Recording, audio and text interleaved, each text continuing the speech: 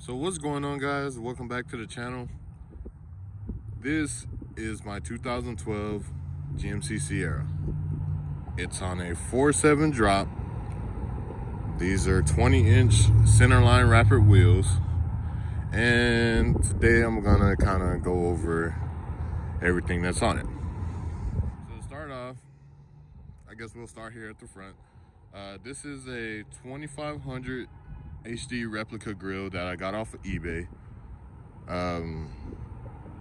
It fools a lot of people. Everybody thinks that I have an actual Denali because, as you can see on the side, I have no badges, but it is indeed a 5.3. You can see I have a trans cooler, and that's because if you don't want your transmission to explode from being overheated, that is what you need to buy. So like I said, 2500 HD replica grill, not the original, the replica. I didn't want to cut and do all that stuff at the moment. Like I said, this is a 4.7 drop. I have 2-inch drop spindles, 2-inch drop springs for the front. So once again, 2-inch spindles and 2-inch springs in the front, and for the back, for your 07 to 13 trucks, a flip kit is all you need for a 7-inch drop. Okay, so that is my drop for everyone that's been asking, and for everyone that's gonna ask in the future. It is not one complete kit that you can probably buy. It's more of a mix-up. It's McGoffey, however you want to pronounce it. Those are the spindles. The springs are street edge, and then it's just a typical flip kit that you can find at a drop shop somewhere. So that's the setup for that. For the shocks, I do have IHC drop shocks for the I believe it's 4 inches and lower in the back. So I just installed those so to help out with your ride quality. Like I said, these are Centerline rapid 20-inch wheels. And for the back here, because I enjoy the back tires better, as you can see, 295, 45, 20. These are Pirelli tires, but they're trash. I spin on these all day long. And over here, I have Bridgestone tires, and I always have to find the size on these. And there it is right there. It's a 235, 55, 20. Everyone always thinks I have like 18s on it, but no, they're 20s. Before these, I had some actual stock 20s. And if you want to know, on a 4.7 drop, you can fit the stock 275, 55, 20. I can put in a picture right here.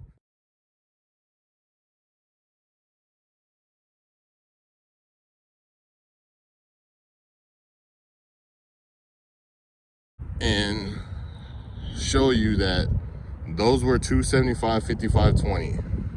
They rubbed a little bit in the front, depending on how big of a bump you went on. But as far as turning and everything, I have full turning.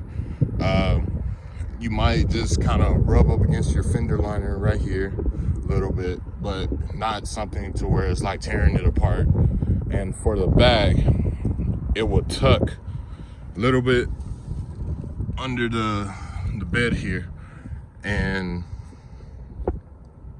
the only way it would rub is, for one, if you're somebody that always has a group of people, a full truck, then yes, I would suggest you get a low pro tire. But if you're only riding around with like your girl or maybe 2 other people max, or even if you have 4 people together in the truck, if they're like a small size, if you're not like, you know, me and my buddies where we're all fat, then you can fit the 275. But if you're gonna be always having a lot of people in the truck and they're all, you know, I'm not gonna say fat, but decently sized, then yeah, you might want to go ahead and get a smaller tire.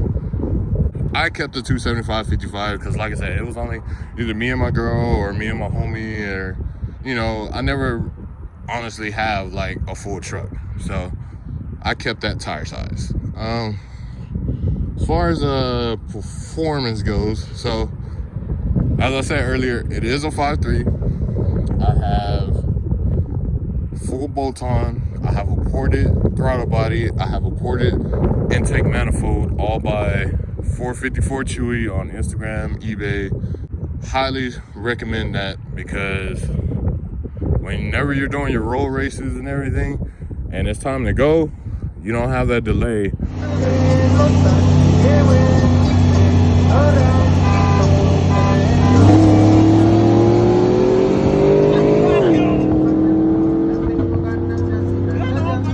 You just go. So highly recommend that. Besides the bolt-ons, I have a BTR Stage 3 cam. So the Stage 3 for BTR is smaller than Texas Speed. So like me, you might get harassed around saying that that's a small cam or whatever, but I mean, that's what I wanted. It suits my needs. It's perfect for the power band on these. You got to realize, you know, you may want a big cam that sounds great and all, but the truth is, can you really use it? So the BTR is a 218, 224, but it's set in the power band where you kind of want it to be, and you can use every bit of it. So have pace setter long tube headers, because I had Texas Speed headers, but they cracked. So I ran pace setters on my old truck, and I never had a problem out of those. So I have pace setter headers down to an X pipe. I used to have cats on this truck, but I took those off. And then I have two Black Widowmaker 10s is what they're called. So that is not a single tip. These are two individual exhaust tips. As you can see, both pipes right there. But yeah, so I have two mufflers, two separate pipes, X pipe, and go ahead and start it up.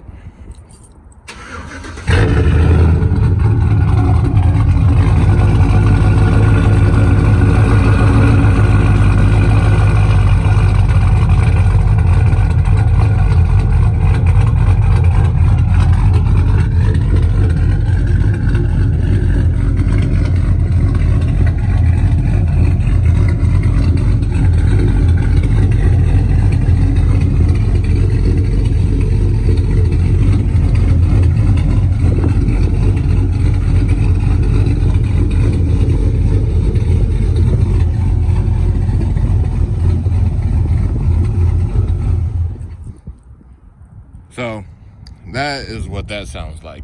These will give carbon, Borla attacks, even the Corsa. I have the universal Corsa muffler on this thing, and these will give all of those loud mufflers a run for their money guaranteed.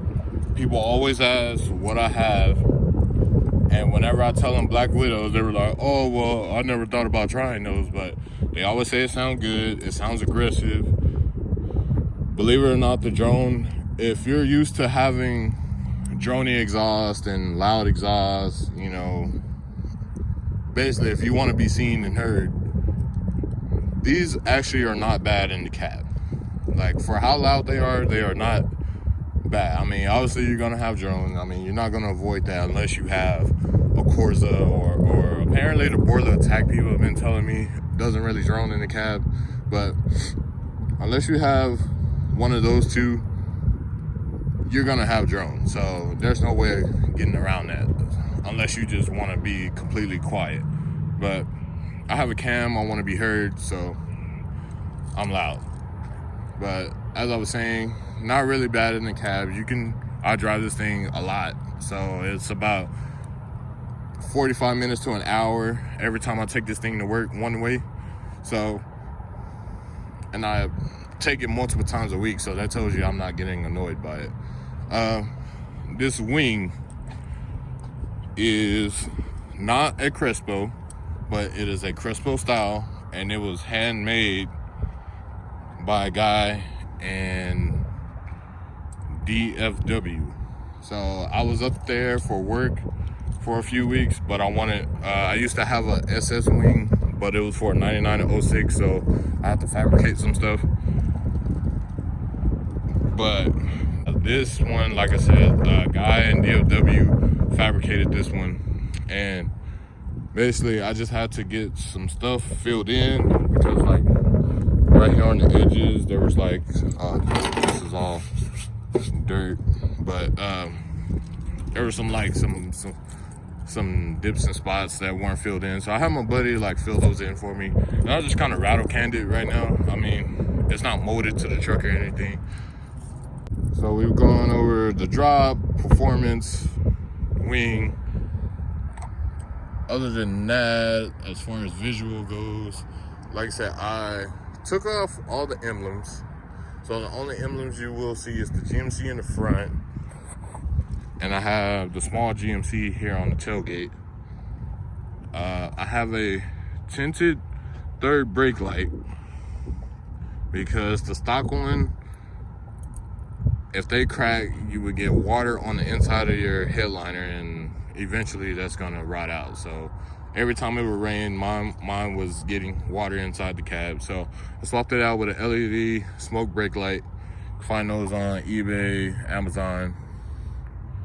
And speaking of Amazon and eBay, you don't always have to get the most top of the line stuff unless you just want to.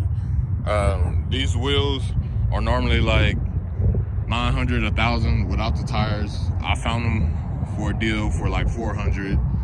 The tires are, I got used tires put on them. So, I mean, the grill, like I said, that's a replica grill, I'm sorry. So that one was like only like 180. The wing was like 150, but I got the wing more so because if you're trying to get a Crespo wing, everybody knows that they're never in stock. So I got tired of waiting for them to come back in stock, and I just kind of wanted a wing. So that's what I did.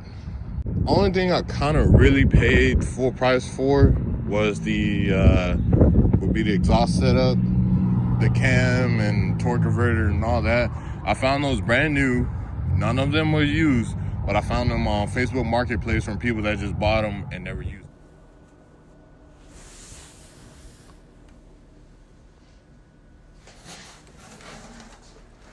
them. So you never really have to, pay full price to get what you want.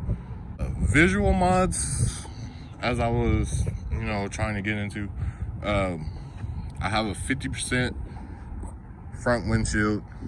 You can see my crack right there.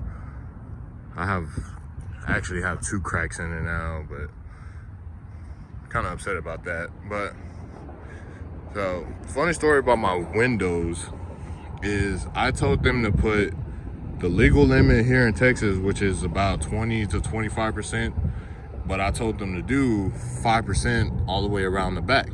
Well, these idiots put 5% on the front and 5% on the back.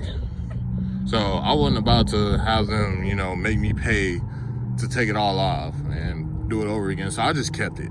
So, I mean, it makes it, it gives you the privacy that you want. People can't just be looking in your stuff. Or if you want to, be oddly enough and just be watching other people while they're doing dumb stuff in traffic, that's always fun to do too. So, like I said, so the back windows, they come with like a stock 20% on the back as it is. So I put the 5% over those, and then the fronts are just kind of just 5% alone. I've had 2, actually 1 state trooper and 1 local police officer. They put their readers on these windows, and the front reads 3% every time. So they're pretty dark. And I have this small antenna that a buddy of mine gave me. Whenever he used to have a 2500 Denali. I think he got that antenna off of Amazon as well. And he just said, do you want it? And I just traded out the stock long one for that one. So I've gone through lots and lots and lots of LEDs for the lighting. My recommendation is do not get those LEDs from like audio shops or people that call themselves the plugs and all that. Because if you do, I mean, no offense to them, you know, everybody tries to get money. I'm not, you know, I'm not saying that's bad or anything, but if you're like me, if you spend money on something that you know, you technically, you know, you really do need lights. So if you're spending money on something that's upgraded and you need it, you want it to work, and you don't want to keep changing them out over and over and over again. So before, I was buying them from like people that said they have to hook up, or the light shops or the audio shops, and every 3 months on a dot, one bulb somewhere will go out. So I'm gonna turn on the lights here. I hope you can kind of see that. I mean, I don't have LEDs for my turn signals because, I mean, I'm more just worried about the headlights and my fog lights. So these are BeamTech H11 LED bulbs from Amazon. This is my second set in about 3, maybe 4 years. I can't remember exactly. But I used to have an extended cab, and like I said, I got tired of buying from people that have the hookup or audio shops and all that, as I stated before. And so I just tried out some Amazon ones, and these had like almost right at 5 stars for the ratings. So I picked some of these up. And also for LEDs, what you want to do is you want to remove your daytime running light fuse, and that'll keep it from coming on whenever you put the truck in drive or reverse or anything other than park. Because what it does is, instead of giving it the full 12 volts, it only supplies it to like 6. So it's trying to overwork itself for no reason. So plus LEDs run off of hours, as typically what all light bulbs do. They run from hours. So by you just having them on all during the day, plus why do you need lights on during the day anyway? You're just wasting them. So you take out that fuse, and during the daytime they won't come on, but whenever it's time for them to come on at night, it will automatically switch over. You don't need to turn them on manually or anything like that. So moving on to the fog lights, these are last fit LED fog lights, and I've had these since about, I want to say middle of last year, somewhere around there. Don't quote me on that. Like I said, it's been a while since I've actually had to buy new lights because of, you know, what I've been telling you guys. So those are the lights. As far as tail lights go, it's just the plain Jane 07 and 13 Sierra tail lights. I'm kind of on the fence about getting LED tail lights.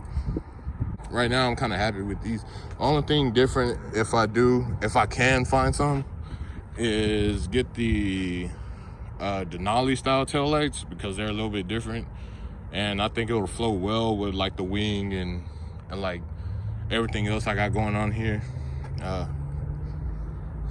If you want to, that's the Instagram, same thing as the YouTube. So yeah, that's my Sierra. Like I said, 4.7 drive, full bolt-on cam, everything that I explained in this video. Hopefully, you know, you guys figured out some stuff that you would like to do to yours. I mean, if you like it, let me know. If you have questions, let me know. I always reply to pretty much every comment that I've had. I reply to and try to help you out in the best way that I can. But yeah, if you have a question about the exhaust, anything simple, just like I said, just ask and I'll reply to you and try to help you out as much as I can. But appreciate you guys for checking out the truck. If you haven't already, subscribe to the channel. We're almost at 100, and I'll catch y'all guys on the next one.